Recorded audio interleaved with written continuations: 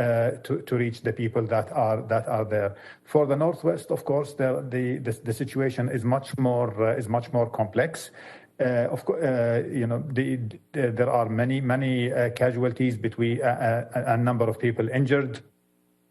What we have been unable since the earthquake started, since the beginning of the earthquake, of course, the road leading from Gaziantep to the border to the transshipment point was damaged, of course, and that road was closed, so we couldn't send any relief items, and we were looking for alternative routes.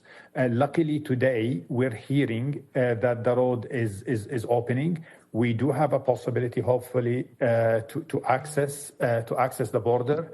We're working with our Turkish counterparts to also give us all the support. But I think we have a glimpse of hope there that the road is accessible and we can reach the people. The UN agencies, the NGOs, the Syrian NGOs are of course ready to deploy humanitarian aid. And as I said, we are hoping that tomorrow we will be able to deliver something and cross the border. Of course, in addition to that, in addition to the cross border, we are trying to complement that with the cross line mission, and I will leave that to my colleague Al-Mustafa to talk more about it. But as we always say, we see ourselves, our objective is to reach the people. For us, cross-border and cross-line are just modalities complementing each other. The most important thing that we reach people in this time, people who are desperate for help in this very difficult situation. We're seeing images on TV, children stranded in very harsh, cold winter, snowing. It's really heartbreaking. I'm going to stop here and pass it to my colleague Al-Mustafa, of course, to speak about the other part of the humanitarian work he is leading, and then I'm happy also to complement and to answer any questions. Al-Mustafa, over to you. Thank you very much. Thank you very much. Let me just, first, let me convey or present my condolences and sympathies to all the people who lost a life, a relative, whether in Turkey or in Syria. This is a tragedy. This is a big catastrophe, if you want. Just the total number of the people affected now is 10.9 million, and I'm talking about all the borders within Syria, all the people of Syria. 10.9 million affected by this terrible earthquake. But before the terrible earthquake, we have, as mentioned by Hadi, we had 12 years of crisis and a huge humanitarian crisis. We had 15.3 million people in need. We have 6 million or 4 million needing humanitarian assistance, basic humanitarian assistance. So it's a crisis on top of a crisis. How deep is the crisis? I think we have seen the images and the videos and the YouTube from Turkey, but we have seen them also from Syria, in Halab, in Latakia, also from all the 5 governorates that are affected here in Syria. There are actually 5 governorates affected. The governorates of Hama, that of Latakia, Idlib, Halab, Tartus, and this covers Idlib, this covers Afrin, this covers the whole of that region, and that's around 10 million people. And the 10 million actually goes even beyond. But when you look at the situation and what happened, we have people also affected in Deir ez-Zor and in Raqqa. Their houses, their units have suffered also, and many of them are not ready to stay there. Many are not ready to go back to their houses. And this is happening also in Halab, happening in Afrin, in Idlib, in Latakia, in all those places. Just to give you an example, in Aleppo, we have 30,000 people who are now living in shelters. These are schools and mosques, and those are the lucky ones. But we know from a very quick and dirty assessment in Halab, done with whatever means we have, that 1/3 of the houses or the buildings have been affected. If you count that, and that's equivalent to some 20,000 houses, make just 5 persons per family, that's 100,000. That means that we have 70,000 who are not as lucky as the 30,000 sitting in shelters, who are struggling with the cold. And just this morning, even here in Damascus, we had snow. There, they have snow, they have freezing cold weather, and they're living in terrible situation. I think that is applied also to the Northwest. It's applied to Afrin and even maybe worse. But what we have here, we have a situation where we have already a very vulnerable situation. People already vulnerable, not capable of taking care of themselves, or just trying to get out of it. And all of a sudden comes this, and all the achievements we had before. Anybody who had that small business now has lost that small business. Anybody who could go to school cannot go to school. Women who could go to protection centers cannot go to protection centers. So it's a terrible situation where even the 15.3 million people that were in need here in Syria, now we have to revise that number. And maybe this time this disaster will help us do things better. I just mentioned those figures, but think also of the roads, infrastructure. Already the area suffered from very poor infrastructure because of the crisis, poor roads, water, electricity, fuel, name it. And now we have this situation, and we are struggling with it. It does affect our humanitarian work here. I'm aware of reservoirs of water who either collapse or are in the risk of collapsing. Those tanks of water that are elevated, many, if not the majority, need repair or replacement. So just this is the suffering of the people. And I think we need to do something about it. What we are doing, if you want, the UN and its partners actually started working from the first hour of the disaster, from the first hour of this, because we had our own stocks of food, non-food items, hygiene kits, dignity kits, some medical.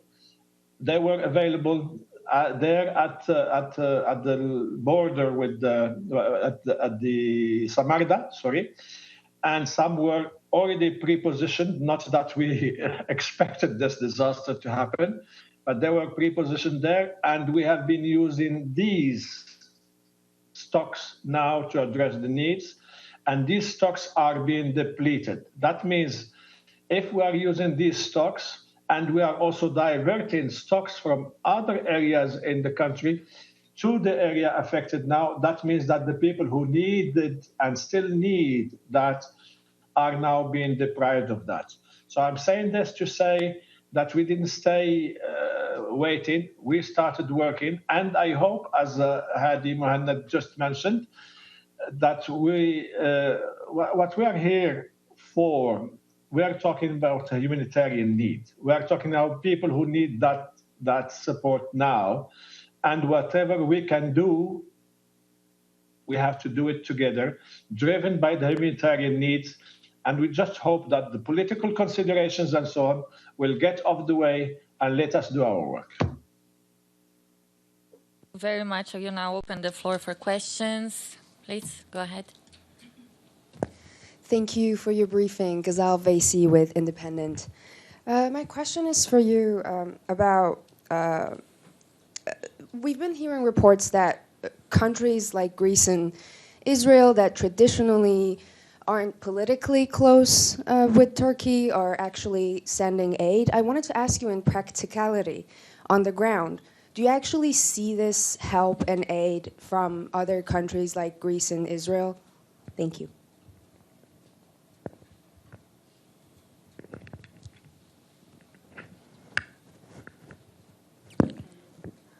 Can you please unmute yourself? I can't hear you. I can't hear you. Yeah. It's good now. Thank you. Okay. Yeah.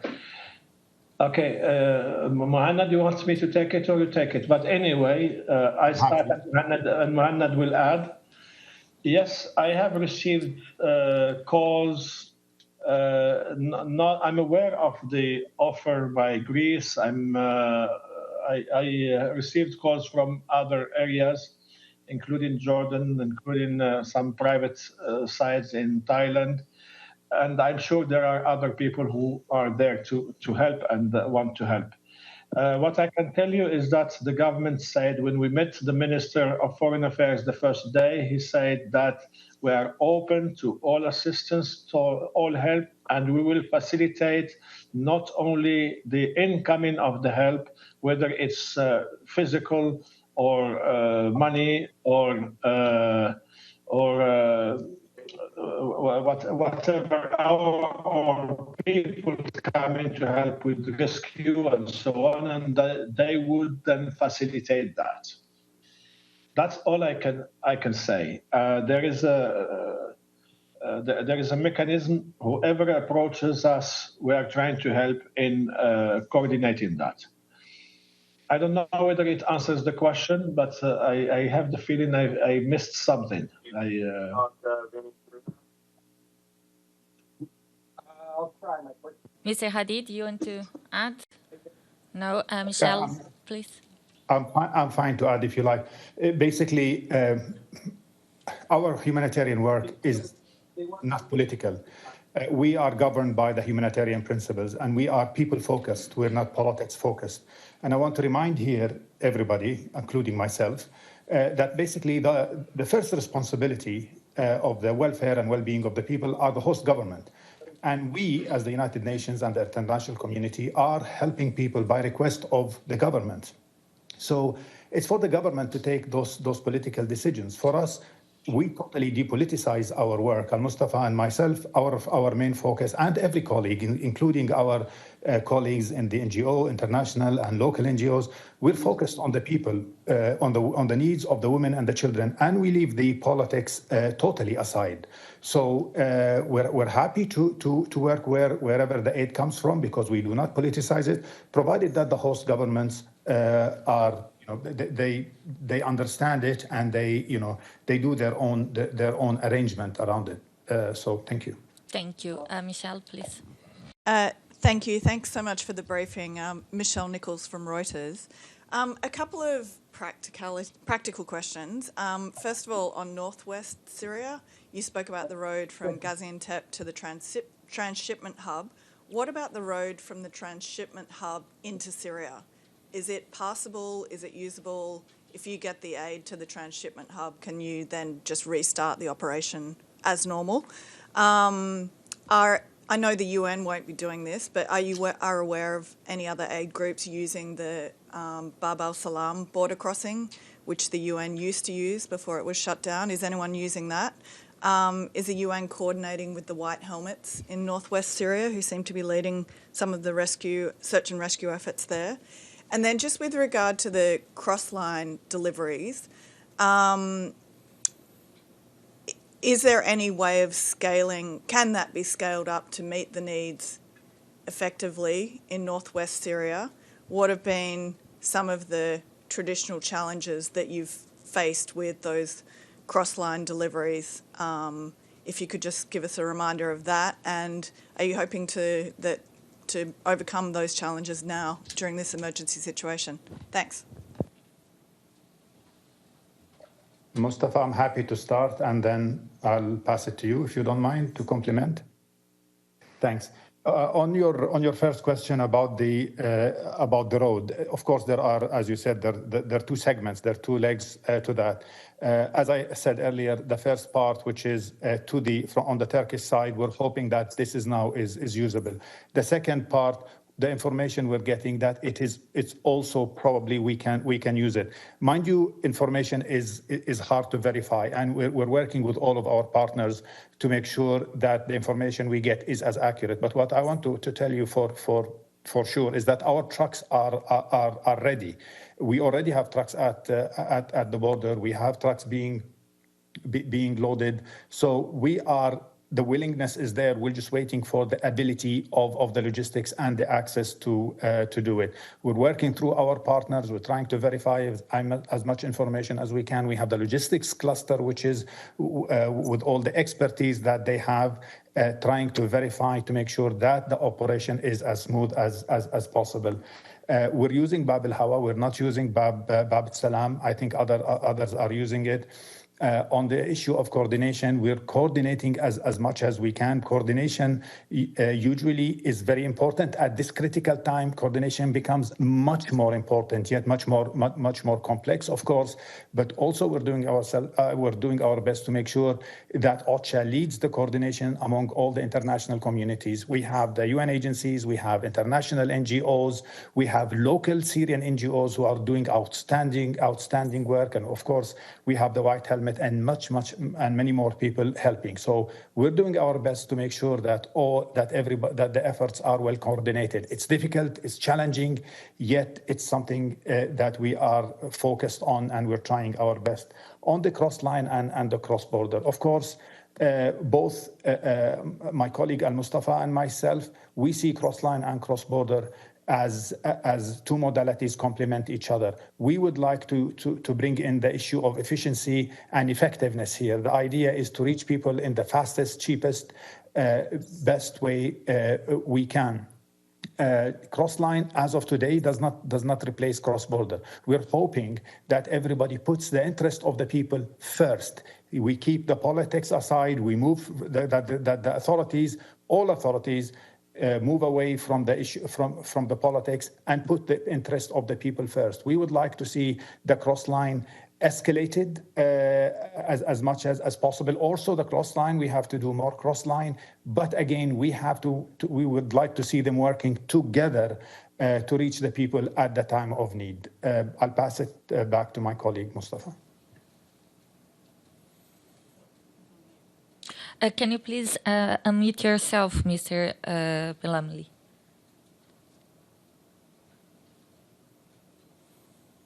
You're still muted, I'm sorry. We can't hear you. Oh, can you hear me? Yes, thank you. Can you hear me now? Yes, okay. Okay. Thank you, Mohanad. And it's not about cross-line and cross-border. It's about the lives in that area and what can we do. I know that now they're struggling, and I know that the level of destruction is quite high, very high.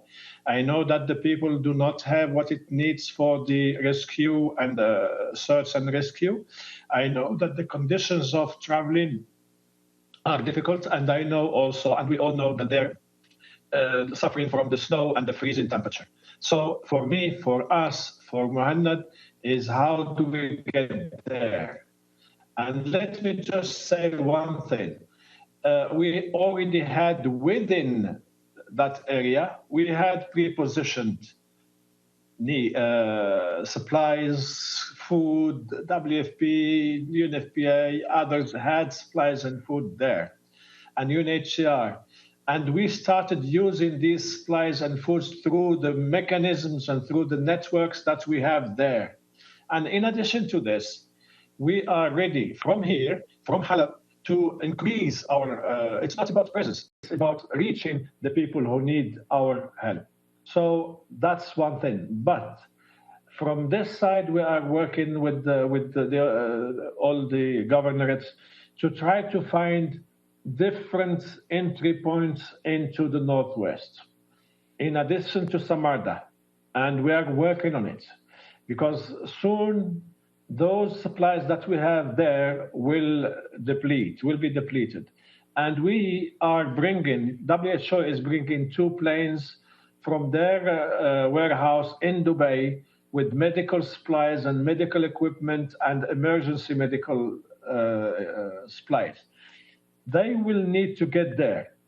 And I just hope that once everybody keeps first the interest of the people, and we have seen them dying under the rubble and some of them are still asking for help.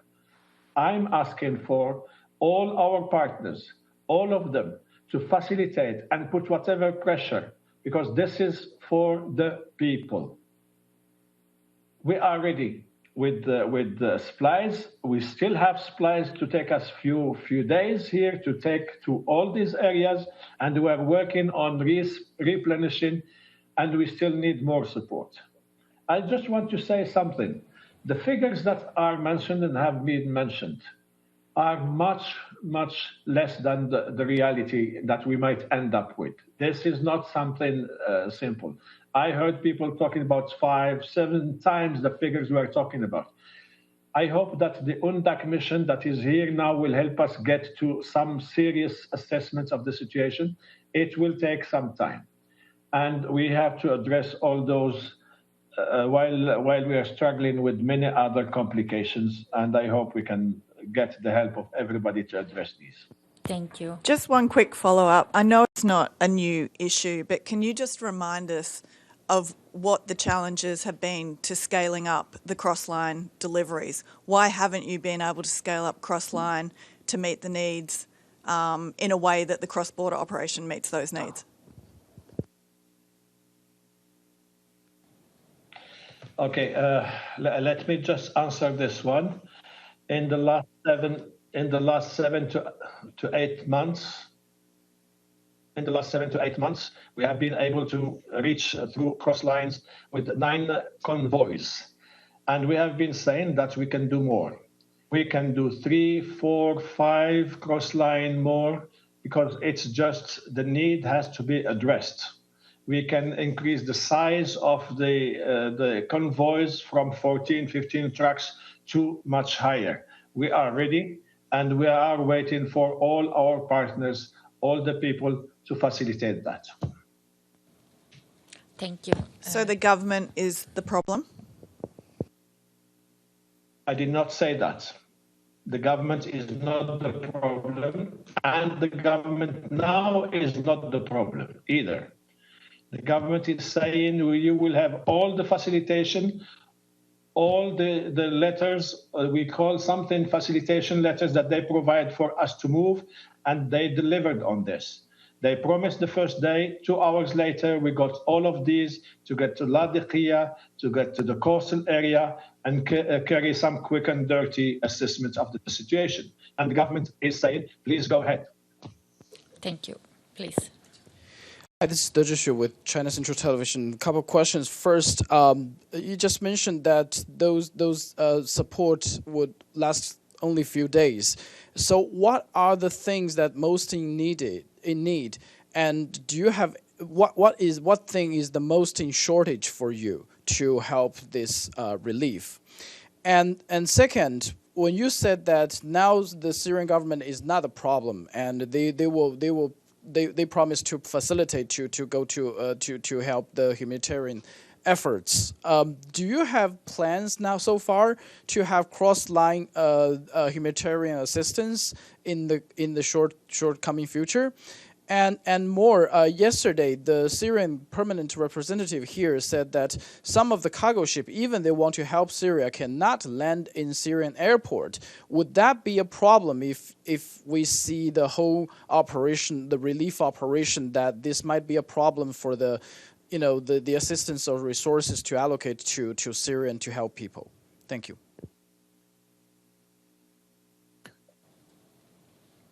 Mustafa, go ahead. Okay, should I take it or yeah?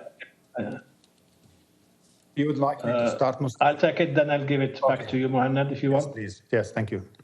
Yeah, go ahead, Mohammed. Go ahead. Please go ahead. I'll compliment.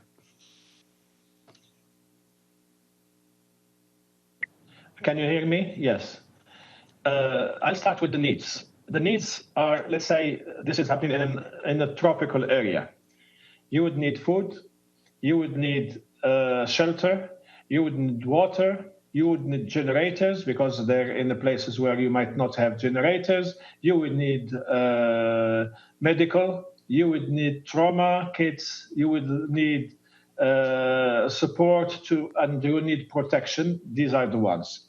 Add to this the fact that we are working in an environment that is already a vulnerable and suffering environment, where there is no fuel, the infrastructure is suffering and suffered, the houses where they're living are suffering, and there might be other collapses.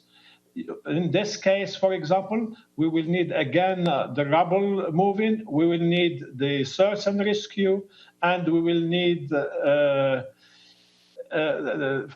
are in a cold place, winter clothes, sheets, everything that you need when you are in a very difficult situation. This is what we need. And maybe there is some more, medical.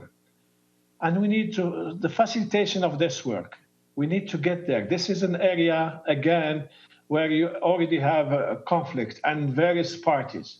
We are working here and trying to coordinate at the level between Muhannad, myself, and Paul. We are also communicating regularly with headquarters and the various agencies. Just to give you an example, today, and this is a good question again, today we have Tadros from WHO, Martin will be here in 2 days, RC was here just recently, some more are coming, I'm forgetting, and you know what? People are getting into, it's not aid fatigue now, it's assessment fatigue. We need action. We are doing, it will take us only a few days. I'll answer the question about how much it will go. I'll give you an example. WFP has enough to feed 100,000 people for 1 week. So to answer the question, we have 1 week. Okay, now the next question is whether those planes would land. I just can repeat what the government said is the facilitation and promised in some meetings, but that's a question that should go again to the government, and I don't have full answer to it. Muhannad? Yes, thank you, Al-Mustafa. I just want to really state the obvious that everybody knows about. Having the cross-line missions is something very complex. Even before the earthquake, it needed multiple levels of coordination between different parties, security, humanitarian, NGOs. So it's not a straightforward operation. Add to that, it's a military active zone where we had to operate in a military zone. So it's not easy. We try our best. We, as Al-Mustafa said, yes, the UN has the willingness and the ability to do this. But it's not just about the United Nations, it's about the other parties that we have to coordinate with. And we don't spare any efforts to increase the number of cross-line missions, but it's easier said than done. However, we're still hopeful with this situation that we can do more on cross-line and more on cross-border. Thank you. Please, go ahead, you. Thank you. I'm Gregory Sapornikov with TASS News Agency. Please, questions for both speakers. And so, what are the initial plans of the UN on the terms of how to proceed urgent life-saving assistance, especially given the situation of sanctions which were imposed against Syria? And please, the second one, please, could you please confirm the exact numbers of anti-cholera dose of vaccines which were provided to the territories which control under the government? Thank you.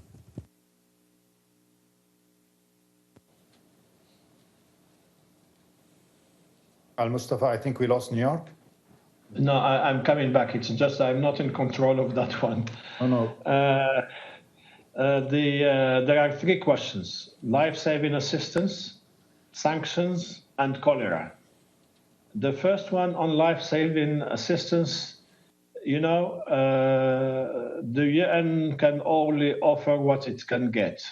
So it depends on what you can bring to us and how you can help. Those are things that we have to ask, and we are trying to get to your attention the needs and definitely the heavy equipment for search and rescue is needed. It will also be needed after 72 hours when we stop the search and rescue for the rubble move-in and clearance. You know that here it's a situation where fuel is missing, and we need to do something immediately about it before we get to the sanctions and all the stuff. We do not have enough pieces of equipment to replace or to repair some of the equipment like ambulances and trucks and so on that we have. There is a lot that is needed. We are trying to get you those needs and whatever help you can offer. And I really, the media people are to help us here. The media people have to bring the needs to the right people and make some noise about it so that we solve it. We cannot do it by ourselves. You are our partners. Sanctions, it's something, what I can say is now, these are the things that we have. The situation, we need generators. We need to replace and repair water pumps.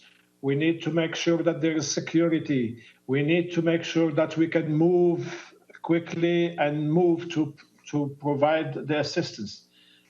Whoever is listening, please help us to get moving on this, and we'll think later about the wider question of the sanctions you have mentioned. On the cholera, what I know, I think, is that we got 2 million vaccines for the northeast and the government's of Syria controlled areas. And I think we are getting and got already some 1.6 million shots also for the Northwest. This is now, and this is before the earthquake. And now because of the earthquake, and because now people are again crowding in some places and their sources of water are again being affected. I heard this is happening in Gaziantep and other places. It is also happening in Halab and in Ladiqiyah at least. So we will be facing this. Water, sanitation, again crisis, and crowded areas. So I guess we might see a resurgence that we started controlling thanks to your support. We might see a resurgence again of cholera in those places, and we need more. We need more for everybody. Everybody. Thank you. Alan, please. Thanks so much for doing this briefing. I have a question for both of you, if I may. Yesterday, we've heard that after the assessment on the ground being made, the UN may launch the urgent appeal, UN flash appeal. I wonder if this appeal would be conducted for both. Will it be the joint appeal for Turkey and Syria, or separately, one for Syria and one for Turkey? And the second question, if I may, is regarding the donor pledge conference. Are there any plans, is the UN planning any donor pledge conference, to hold any donor pledge conference for Syria? Thank you.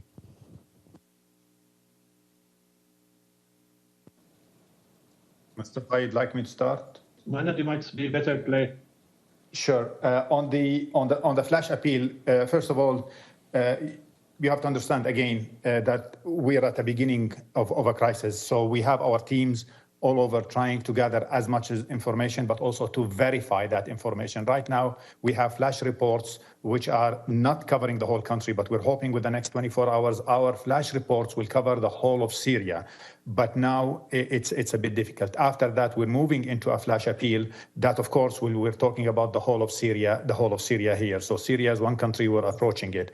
But as far as I know, the flash appeal for Syria and Turkey are they're two separate countries. That's as far as I know. And I haven't heard anything about having a joint flash appeal between both. So my colleague EL-MOSTAFA and myself will be focusing on the flash appeal for Syria. On the donor pledging conference, What we know is we still have the senior official meeting, which will be held late March, and then the Brussels conference. I think those are dates that have been discussed tentatively.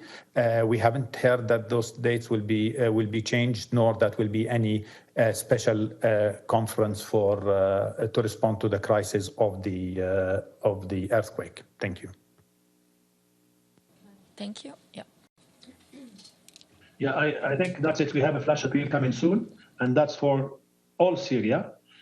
And it addresses the immediate needs and the humanitarian needs attached to this specific after earthquake challenges. But I think that because of this, the crisis will get a little bit deeper and heavier in all of Syria. And we might need to look again in a couple of months or 3 months at our humanitarian response plan and include the new aspects that are brought up by this crisis, and also the early recovery that is needed. If we had recovered the capacities that we had, if we had done it properly ahead, we would be in a better position now to face what happened a couple of days ago. That's very important, and we should not forget it. Just to add to make one clarification, of course, the Brussels conference is not a UN pledging conference. It's not a UN pledging conference. So the UN is not arranging any pledging conference. It's the member states who are pledging that. Thank you. Thank you. Thank you. Kristen Salumi from Al Jazeera. A couple points of clarification, if I could, a couple quick questions. On the cross-border, you said, on the cross-line, you said there were 9 convoys cross-line in the last 7 to 8 months. Cross-border, this is there are daily passages, is that correct? Would I be accurate in saying that convoys go through there daily, normally? And then when you talk about the 2 WHO planes that are trying to get in, would they land directly in the Northwest? Is that the issue that you're negotiating, or would those planes land in Damascus and then be delivered? Is that what is being worked out? Do you have any clarity on that? And then also, just so I understand correctly, you were giving the example of I think it was just one town where you were talking about 20,000 homes that had been impacted, and the rough calculation you were doing. Can you just clarify that is what region that was or what town that was? And do you have any numbers for the grand scheme of things, for the entire country? Thanks. Yes. Okay, I'll take those if you don't mind. Okay, for yes, definitely the cross-border, was the kind of the normal way of getting assistance to the Northwest. And we tried after the Security Council decisions, and we brought it to 10. We had 10 cross-line convoys up to recently, before the crisis. And we are planning these days for the 11th and 12th. That's the cross-line. But when we are per month or per day? Again? Per month or per day? I didn't hear you. Oh, I'm sorry. That was cross-line. Okay. I thought, but for cross-border. I'm sorry. Go ahead. No, I'm talking about cross-line. Then there was a question about the 2 planes. When we are talking about assisting the people of Syria who are suffering from this earthquake, we're not talking about Northwest and North-South and Southwest and everything. We're talking about all of them. The planes I mentioned before are the planes that will come here to Damascus, and we will get the support to wherever it is, and that's where we need. I can say that from this side we're getting the facilitation, but we need all the actors to first put the people first and facilitate the access. We cannot let the situation prevent us from providing the support where it's needed. The last question, it's about the 20,000 and 100,000. 20,000 units where people live, and 100,000 is an estimate. That's only for Aleppo. And the team yesterday went to Ladiqiyah, I think, or this afternoon went to Ladiqiyah for a fast and quick assessment. But we have the UNDAC team that is coming to do a much more professional and deep assessment of the needs.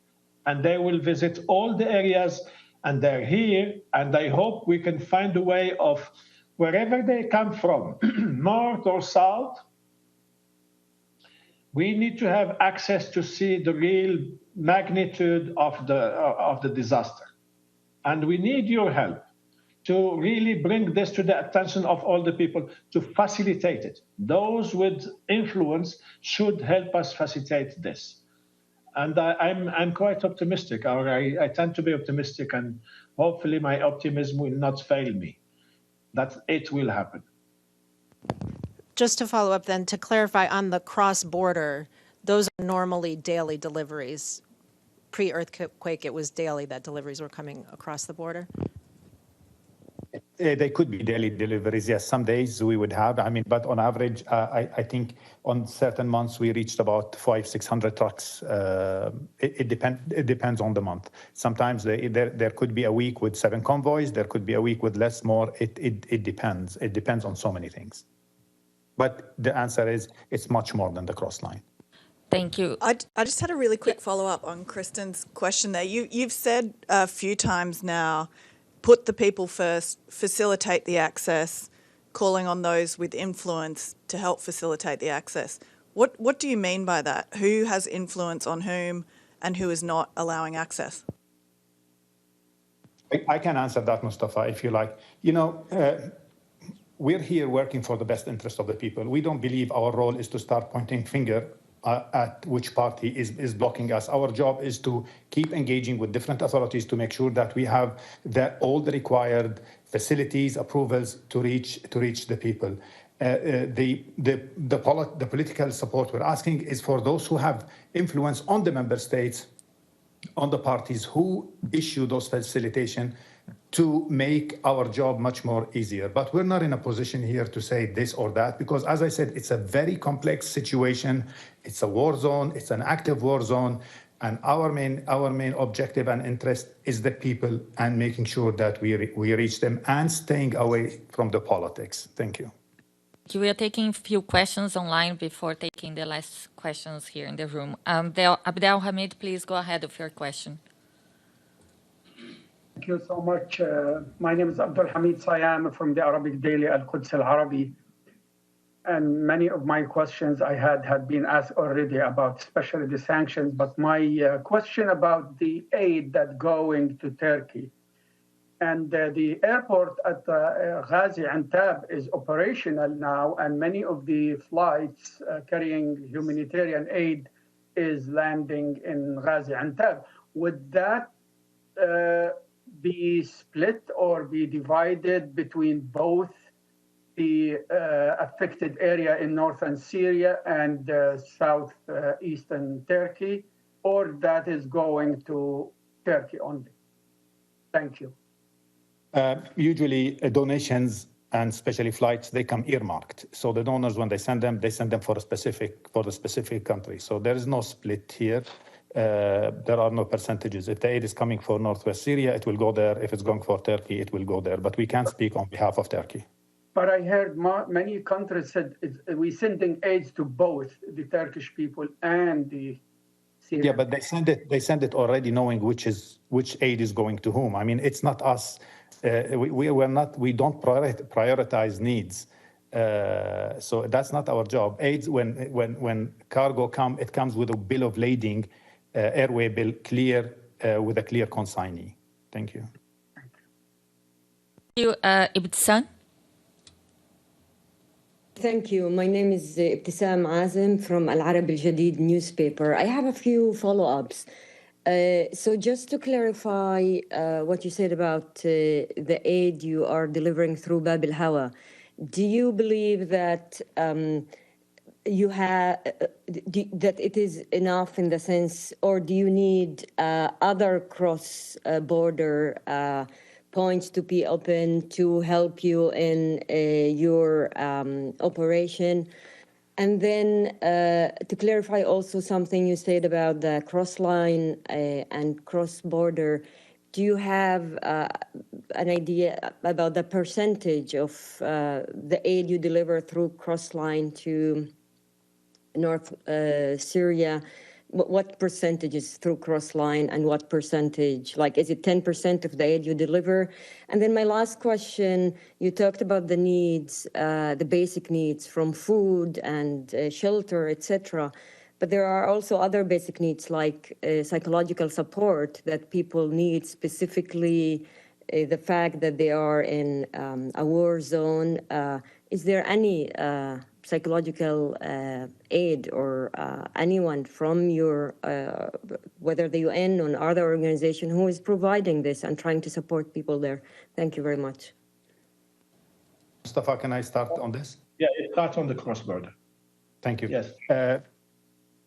Thanks, Ibtisam. I just want to let you know, let me start with your last question. Of course, in the case of the crisis, usually what humanitarians look first is at search and rescue. Then you have the medical support. Then you have, of course, the shelter, sanitation, food, water, and then the psychosocial support and the protection, which is a cross-cutting issue through all of them.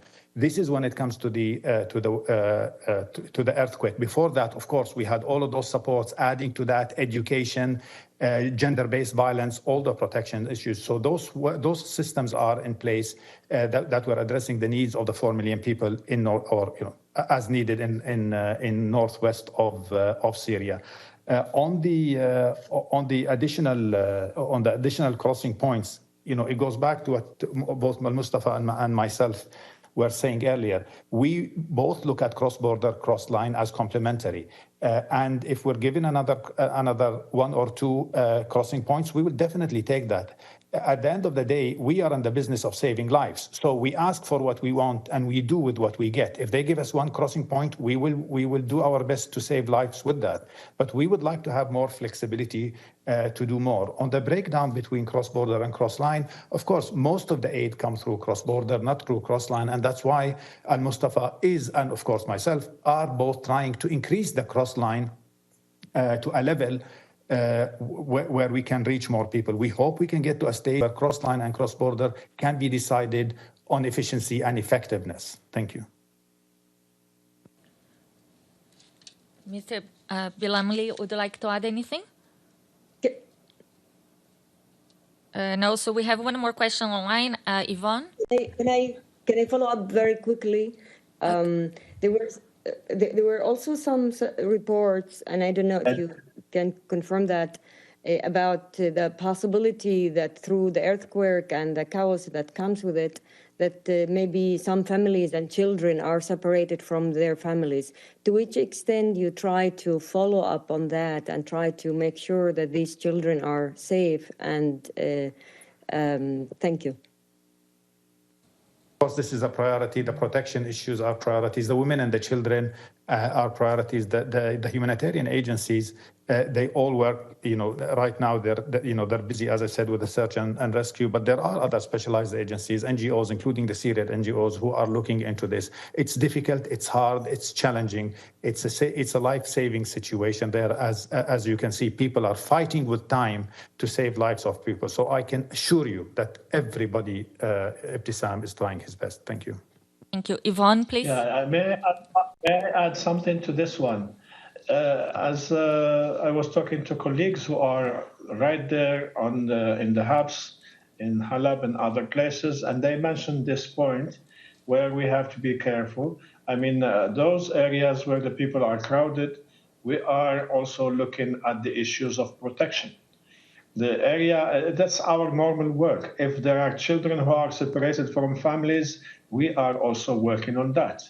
We are trying to avoid, to prevent all those things from happening. The psychological support, it's a traumatic kids and also support is part of our work.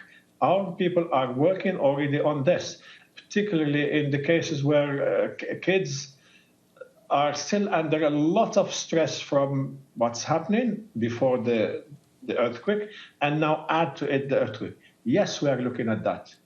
And well, XL and XB, we're not talking about now numbers. Yes, we were very small, but now we're talking about how can we help how can we get access to those who need help? Full stop. We'll talk about figures later. That's our need. I just have to say that I have a hard stop exactly in 2 minutes. I don't know about EL-MOSTAFA, but in 2 minutes I have to leave. So over to you. Thank you. So Yvonne, please. Yes, thank you. Thank you very much for this briefing. Yvonne Murray from RTE. It's actually just a point of clarification. Did I understand correctly that there are supply trucks waiting at the border full of supplies that can't yet get across? And did you say that those supplies will deplete fairly soon? What we said is we have trucks ready to cross. We haven't, the logistics operation of preparing for the convoys didn't stop. We have a transshipment at the transshipment hub. The loading is ongoing. So we're just waiting for our trucks to be able to make it to the final point, to the border and cross. But there are trucks that have to come from the other side. It's a back-to-back logistics complex operation. That's what we're saying. We just need both trucks to arrive. How long have you got before those supplies deplete? I'm not sure how much stocks we have, but I can tell you that those are non-food items. I'm not sure what exactly the trucks are loaded with, but to the best of my recollection, and I'll have to verify this, I think they're non-food items that are waiting there. I know that the World Food Program have before the earthquake pre-positioned food there, so they have some food supplies. The ones that we're hoping to cross with are non-food items. That's actually the case, and it applies to the World Food Program also with all pre-positioned supplies, and that's where I was mentioning it's enough supplies for 100,000 people for 1 week. So I don't know whether that number includes the supplies that are on the side of the cross-border of Gaziantep, but I think that's the supplies from Sarmada. Thank you very much. I believe that Mr. Hadi has to leave. He ran out of time. Thank you so much for joining us today. Perhaps Mr. Milamli could get one more question from the room, and I think that we finished after that. Thank you so much for this briefing and for your time. Chris Reyes with the Canadian Broadcasting Corporation. Just a summary question.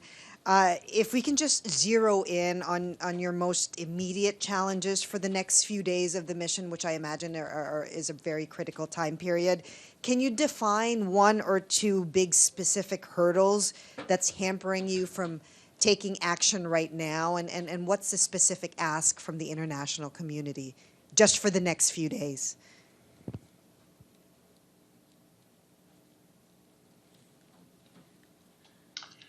For the next few days, we are still struggling with the search and rescue equipment.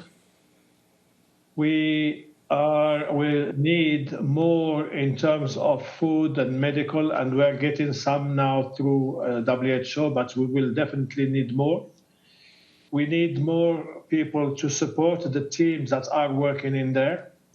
And in fact, what I'm talking about here includes also some of the support that is coming from the international NGOs and national NGOs. We work with them very closely. They also need support. They need help. We need for the cold, the winter necessities. That is needed. These are the one. The hurdles we have, if I talk about the area under government control, we don't have an access problem in terms of authorizations, but we have an access problem in terms of the capacity of the infrastructure to authorize, to enable us to do it. I mean, this means we might have to repair a few roads here and there. And we're not the only one. The government is also working on that, but we are in a situation where it was already difficult to do that before, and now we're in a situation where we don't have any other option than doing it. And the second one is the fuel. Luckily, we had some stock that was prepared because we are suffering with this. So we had formed some stock of fuel that this time it will again vanish very quickly, be depleted very quickly. We will need all the support to import it. Let me add something. I had a meeting, we had an HCT meeting this morning, and the representatives of national NGOs were there, and the international NGOs were there, and all of them said that they need help and support and funding. Please help them, support them, and fund them. The second point is the national NGO said the people of Syria who need help just lost the opportunity of getting that help because we had promises, and people are calling us, diaspora and other people, to say, we want to help you. How do we get the money for you? They cannot get the money transferred here in Syria. They can't. I think you understand why. Thank you very much. I don't think we have any further questions. Mr. Bilamli, thank you so much for your precious time and best wishes with your critical work. Thank you very much. Thank you. Thanks for inviting me. Thank you. Have a great day. For all your questions, and rely on you. Thank you very much. Have a great day, everyone. Thanks.